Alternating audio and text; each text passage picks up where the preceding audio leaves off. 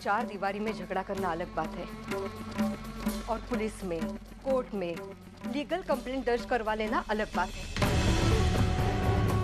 अंजाम बहुत बुरा हो सकता है, सोच लो।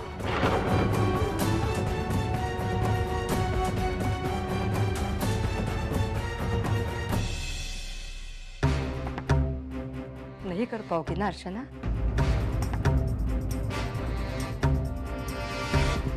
नहीं कर पाओगी, लेकिन क्या करें, यही एक रास्ता है मानव की आजादी का। मैं जानता हूं अर्चना, ये मुश्किल है, पर तुम्हें करना पड़ेगा। मानव की खातिर करना पड़ेगा। करोगी ना? अर्चना चुप क्यों हो? जवाब दो ना। तुम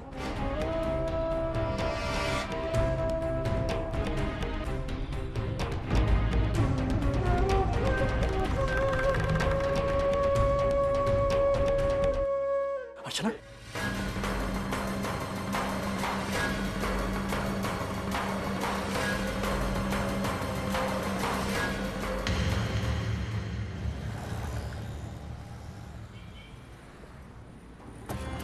मैनेजमेंट के खिलाफ कंप्लेंट, इसका मतलब है धर्मेश के खिलाफ कंप्लेंट, सतीश के खिलाफ कंप्लेंट, जयवंत के खिलाफ कंप्लेंट, यहाँ तक कि अपने आप के खिलाफ कंप्लेंट। कर पाओगे अपने होने वाले पति के खिलाफ कंप्लेंट? ये वही जयवंत है जिसने तुझे तेरे अतीत के साथ अपनाया है। मेरी बात मान, जयवंत के साथ ये शादी मत तोड़ना बेटी। सही क्या है, गलत क्या है, इसका फैसला हम बाद में भी कर सकते हैं, लेकिन अभी तू जिन दोनों के साथ बात करिए ना, वो हमारे पति है, जरा उसका तो ख्याल कर।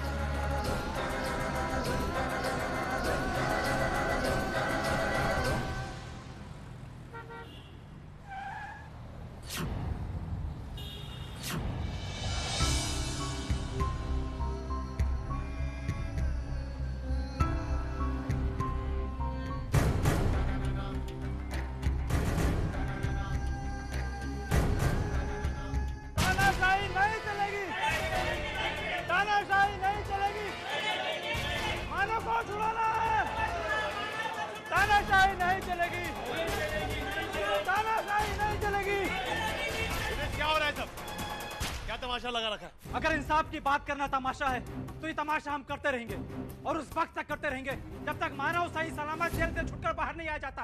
बकवास बंद करो।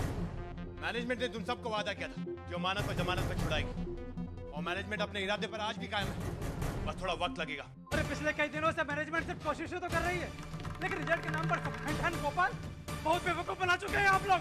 अब और नहीं।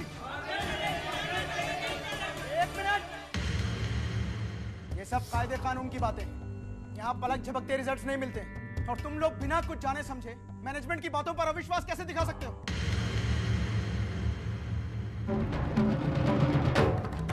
मेरी एक बात कान खोलकर सुनना, तुम्हारी बार बार की ये हड़ताल, ये आंदोलन मैनेजमेंट पर दबाव नहीं डाल सकते। तुम लोगों से कैसे निपटना है मैंने तय कर लिया।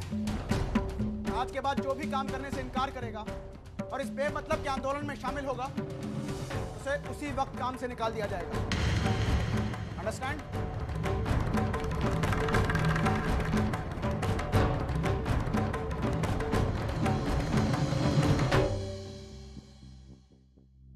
सतीश कहाँ है?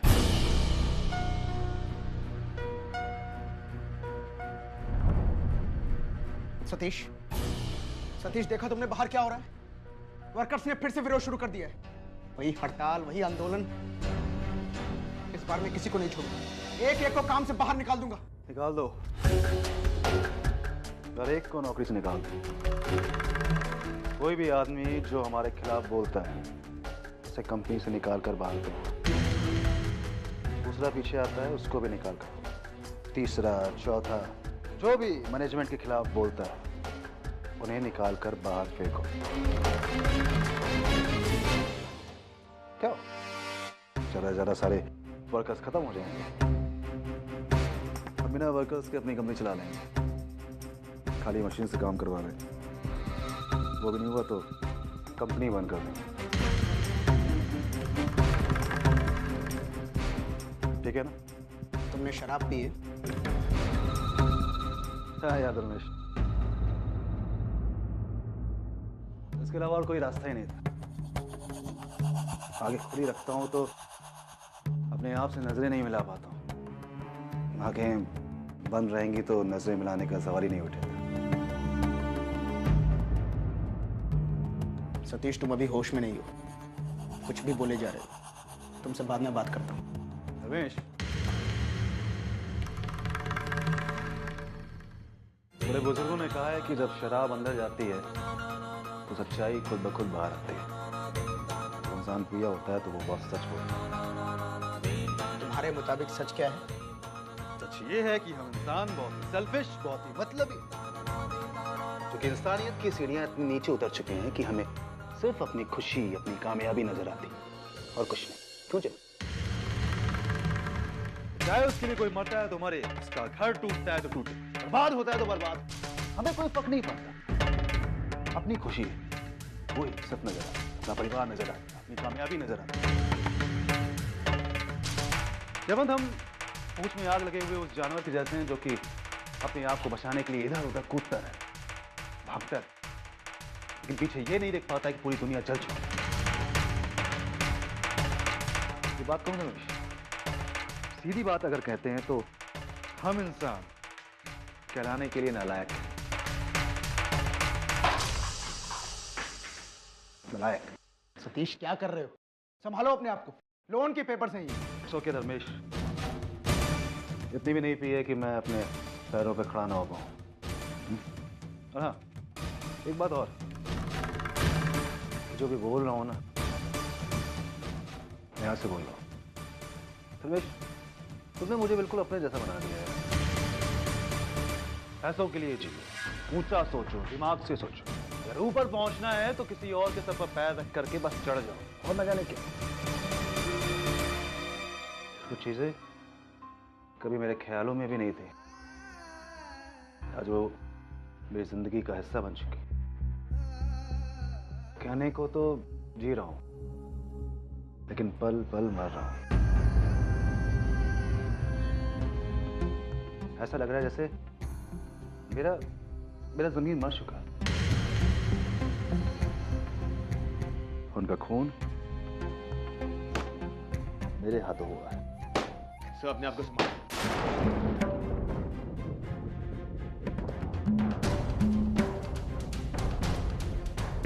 मैं तो अपने आप को संभाल लूंगा। मुझे समझ में नहीं आ रहा कि उसने तुम जैसे इंसान के साथ शादी करने के लिए हाँ कैसे करी। सतीश, ये क्या बकवास कर रहे हो तुम? आज तुम ये बकवास समझ पाते हैं।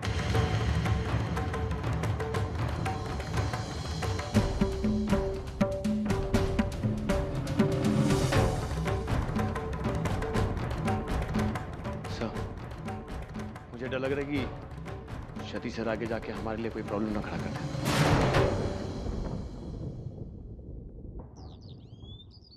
सुलोचना, तुम अर्चू की बात को लेकर इतना परेशान क्यों हो रही हो?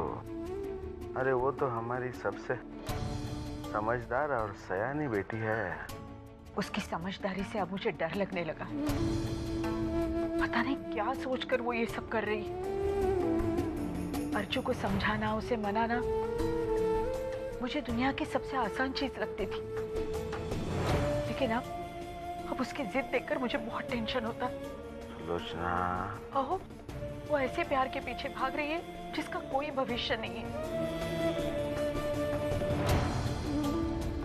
सच कहूं, वो भले लाख कहें कि वो मानव की मदद सिर्फ इंसानियत के खातिर कर रही है, लेकिन असलियत यही है कि मानव के लिए उसके मन में जो प्यार है, वो प्यार उसको मानव के लिए लड़ने पर मजबूर कर रहा है। लेकिन पता है इसका अंजाम क्या होगा? हमेशा की तरह हमारी अर्चू के हिस्से में सिर्फ दुख और दर्द आएगा। जब उसने जयवन के लिए हाँ कहा था तो मुझे ऐसा लगा था कि अब सब कुछ ठीक हो जाएगा, हमारे अर्चू की जिंदगी नए सिरे से शुरू हो जाएगी। लेकिन अचानक वो फैक्ट्री का हादसा हुआ और होनी को कौन टाल सका है सुलोचना, जो हम टालेंगे। लेकिन कुछ भी हो, मुझे पूरा यकीन है हमारे अर्जू का भला ही होगा।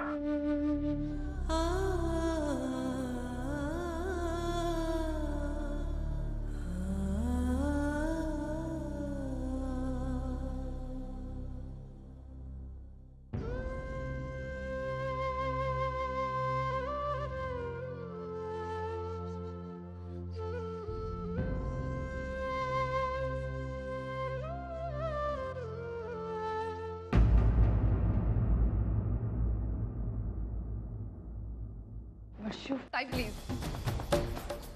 तू अगर कल के बारे में कोई बात करने आई है तो मुझे कोई बात नहीं करनी, क्योंकि तू चाहे जितनी सफाई दे, तेरी कल की हरकत का जस्टिफिकेशन नहीं हो सकता। तुझे क्या लगता है तूने सतीश का इतना इंसल्ट किया, धर्मेश का थप्पड़ मारा और हम लोग चुपचाप खड़े होकर सब कुछ सहन करते रहे? वर्षिप ताई, ये नहीं हो सकता। हमारी वो ताई जिसकी हम दिल से ज्यादा इज्जत करते थे, वो तो रही नहीं है। तू तो कोई और ही है जो सिर्फ और सिर्फ मालव के बारे में सोचती है। उसके प्यार में इतनी अंधी हो गई है कि तुझे सही और गलत का फैसला करना ही नहीं आता। कहते ना, प्यार इंसान को इंसान से जोड़ता है, लेकिन तेरा प्यार तुझे हमसे तोड़ रहा है। वर्षा तू ऐसा क्यों कह रही? वर्षा कम से कम तू तो मुझे समझ। क्या समझो ताई? हमारी तो सब कुछ समझ के बाहर हो चुका है। मुझे अभी मेरी बातें कड़वी लग रही है ना, लेकिन तेरी ये समझ में नहीं आ रहा है कि तेरा प्यार तुझे हमसे कहां से कहां लेके जा रहा है। हमें ये बात नहीं पता चल रही कि ये सब बातें हमें तुझे क्यों समझानी पड़ रही। तू ये क्यों नहीं समझ रही कि तू हमसे दूर जा रही है ताई, दूर जा रही है तू हमसे। प्लीज, अब भी वक्त है, संभल जा ताई, अंजाम लोगों से दूर। जितनी हमें तेरी जरूरत है ना, उतनी तुझे भी हमारी जरूरत है ताई। बस क्या करूं, कहाँ जाऊं, कुछ समझ में नहीं आ रहा। मेरा एक फैसला न जाने कितनी जिंदगियों से जुड़ा हुआ, और अगर वो गलत हुआ तो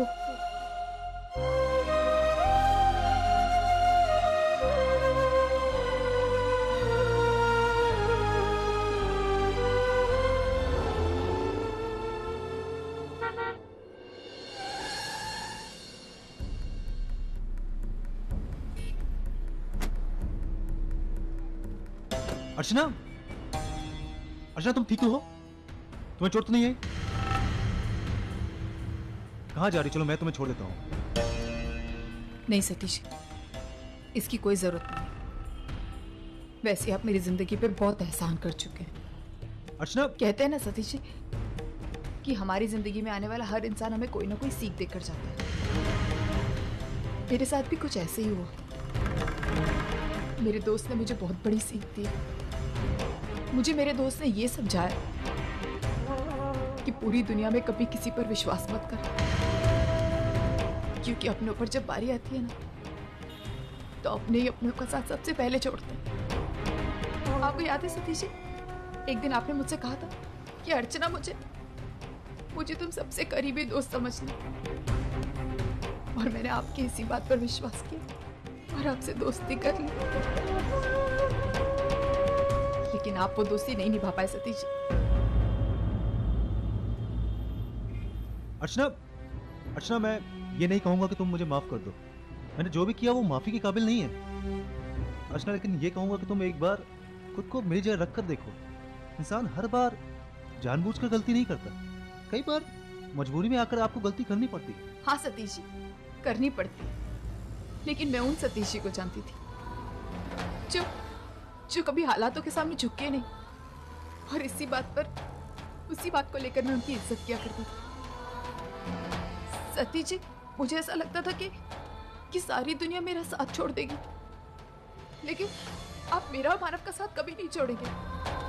आप हमेशा से सच्चाई का साथ देते आए थे, और मुझे इसी बात पर यकीन था कि आप मानव को जेल से जरूर छुड़ाएंगे।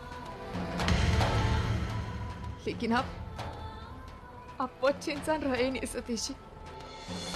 आप बदल चुके हैं, बहुत बदल चुके हैं। आप मेरी बहन के पति हैं, इसके नाते मैं आपकी बहुत इज्जत करती हूँ, लेकिन एक इंसान होने के नाते आप मेरी नजरों से उतर चुके हैं। मैं सच कह रही हूँ सतीश जी, जितनी तकलीफ मुझे मानव की गिरफ्तारी पर हो रही है ना, उतनी तकलीफ मुझे तब हुई जब आपने मेरे साथ विश्वासघात किया। जब मुझे जयवंत और धर्मेश की सच्चाई पता चली तो मुझे सदमा हुआ, लेकिन जब आपके इस विश्वासघात का पता चला तो मैं टूट गई। अरे मुझे तो अपने आप पर पछतावा हो रहा है कि मैंने आप जैसे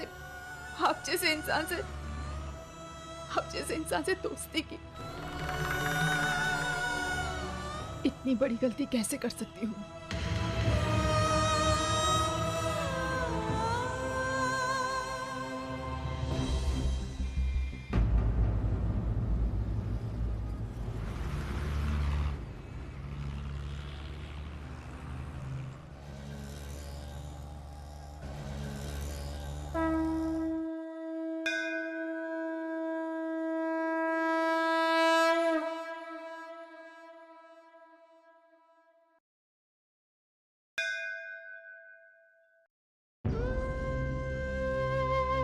देवी आई,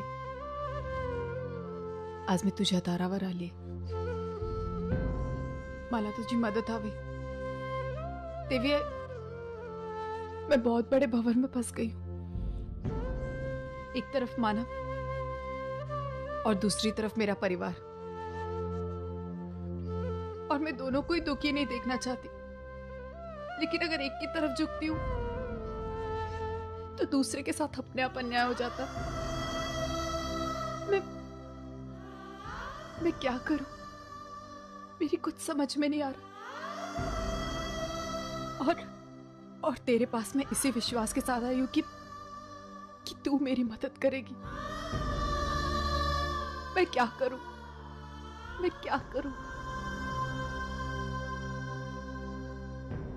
वही कर जो तेरा मन कहता है।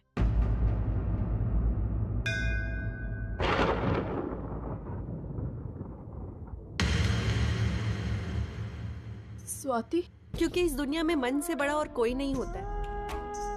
हमारा मन हमें वही कहता है जो सही है, हमारे भले की कहता है। सवाल ये है कि हम उसकी बात मानते हैं या नहीं। स्वाति, तू ये कह रही, स्वाति तू जानती है ना कि अगर मैंने अपने मन की सुनी तो जयवंत का क्या होगा? तो उसकी बहन होकर भी उसके खिलाफ मेरा सपोर्ट क्यों कर रही है? अर्चना, सवाल किसी रिश्ते का नहीं है, ये बात है सही और गलत की, न्याय और अन्याय की। परमेश्वर ने हमारे सामने दो रास्ते रखे हैं। अब ये हमारी जिम्मेदारी होती है कि हम उसमें से सही राह चुनें। अर्चना, ये सब मैंने तुमसे ही सीखा है। कोई कुछ भी कहे, मुझे पूरा विश्वास है कि तू कभी गलत नहीं हो सकती। पुढे वाढ अर्चना, तेच कर जे तुझ्या मनाला बरं वाटतंय। बस बिना सोचे समझे कर डाल, आणि पुढे जे पण होईल वो जिम्मेदारी आई महालक्ष्मी की।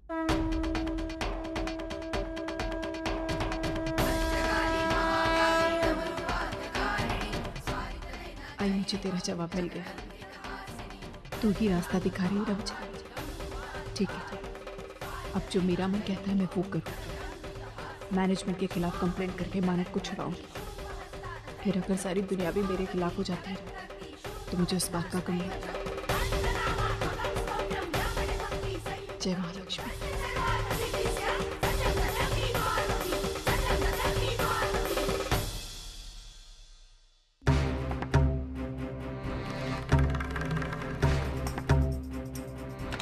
अरे कमाल हो गया, आज आपके कदम इस दिशा में कैसे आ गए? मानव अभी तक वहीं पे है, उस कोठरी में। उससे नहीं मिलना चाहेंगे आप? नहीं, आज मुझे आपसे काम। कहिए, क्या कर सकता हूँ मैं आपके लिए? मुझे डीएस ऑटोमोबाइल्स के मैनेजमेंट के खिलाफ कंप्लेंट करनी है।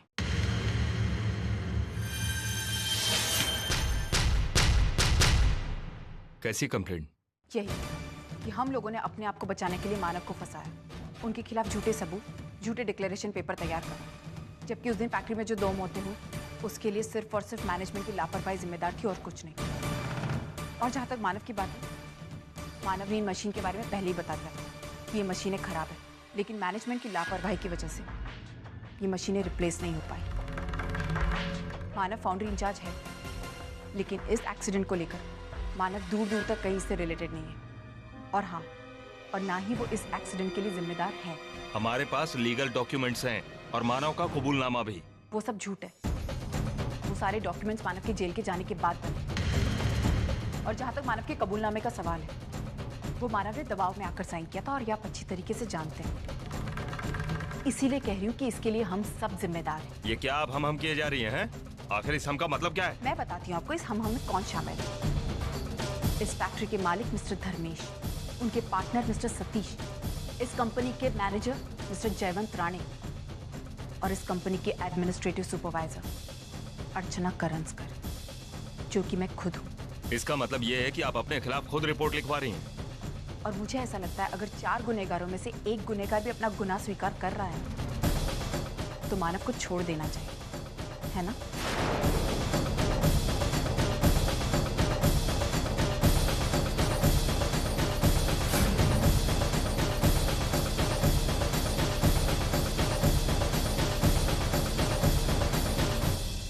ये लो, साइन करो।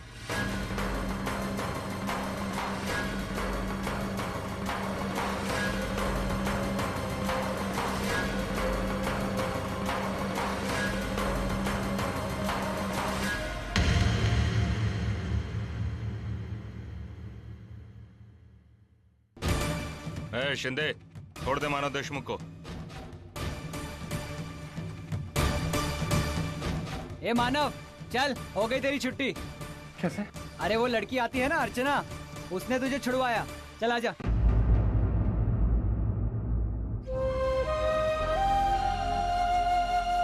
ये अर्चना का कबूलनामा इसे फाइल में लगा दे।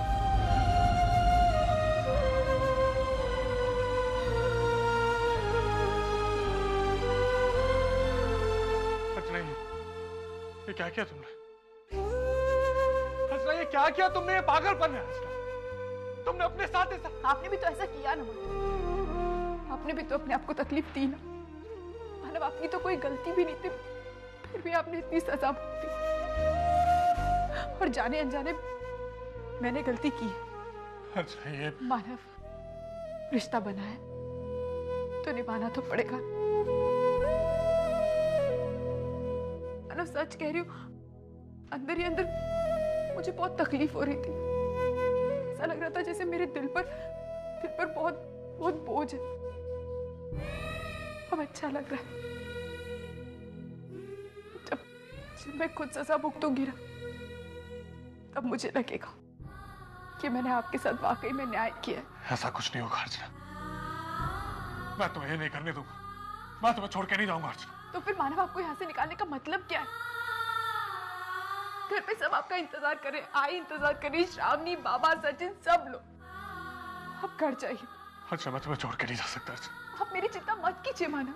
मेरे घर वाले मुझसे नाराज है, लेकिन वो जल्दी मेरी बेल करा लेंगे। आप घर जाइए। मानव, आपको मेरी कसम, आप घर जाइए प्लीज मानव, जाइए।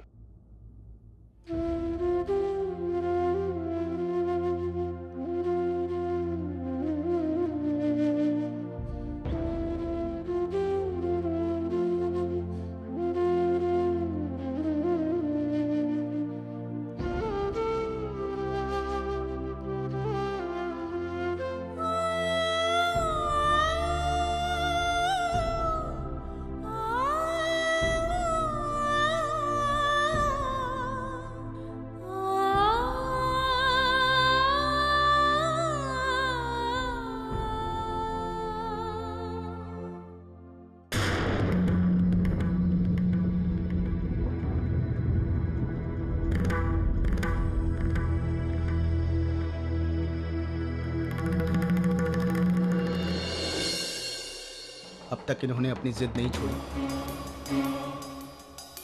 ठीक है, अब मैं इन लोगों की जिद अपने तरीके से तोड़ूंगा। आज तक इन्होंने धर्मेश की अच्छाई देखी है, जब वो बुराई पर उतर आता है तब क्या होता है इनको मैं अब दिखाऊंगा।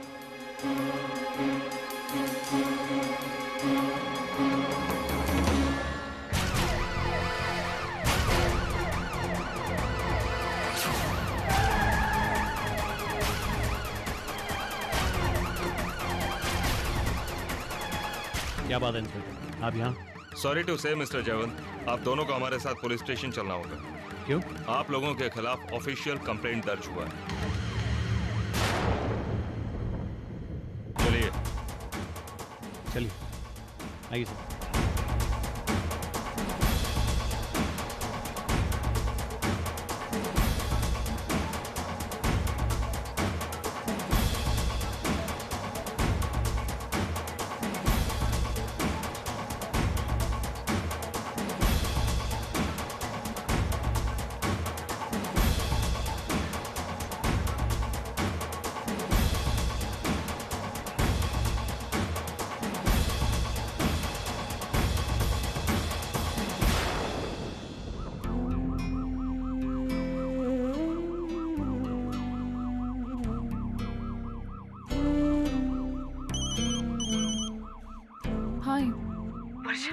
सतीश को गिरफ्तार कर लिया गया है।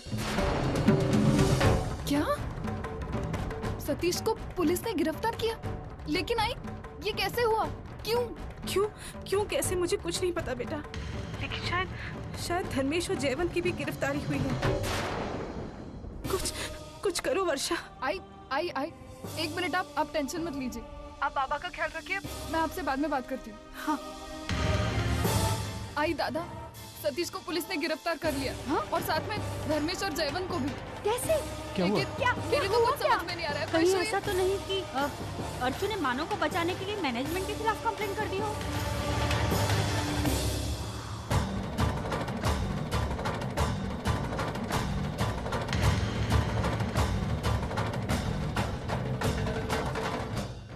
प्लीज, अर्चना करंजकर ने कंपनी मैनेजमेंट के खिलाफ कंप्लेंट दर्ज करवाया है।